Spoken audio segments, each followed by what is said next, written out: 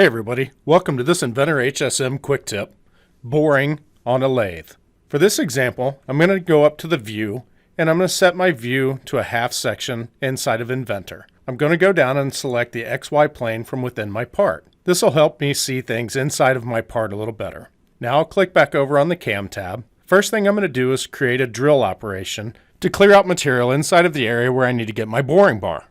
From the Tool tab, I'm going to use my search option and look for a tool large enough to clear out enough material to get my boring bar in. Now that I've got my tool selected, we'll go ahead and click on the Geometry tab. On the options for the geometry, I'm going to add Auto Merge Hole Segments. Now I'm going to select the hole bodies that I want to pull together. Now we'll click on the Heights tab, we'll scroll to the bottom, and on the bottom height, we'll check the box that takes our drill tip through the bottom of our hole. Then we'll select OK, and this will finish up our drilling operation. Next, we're going to go ahead and select Profile from our turning operations. On the Tool tab, we'll go and find a boring bar that's suitable for inside boring. Now back on our Tools tab, we need to pay attention to our mode and direction.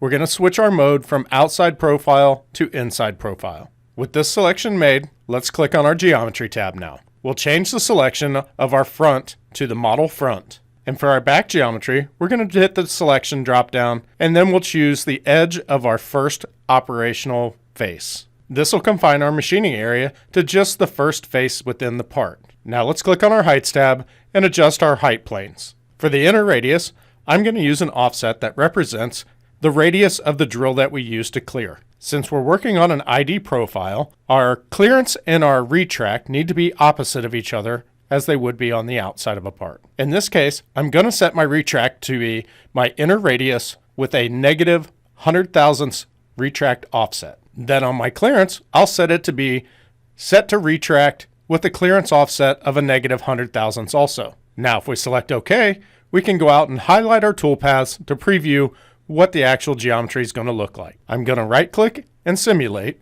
and step through the first couple of operations to get us to the inside boring. You'll notice the important drilling operation comes in, clears out the material for us to allow the boring bar to come in.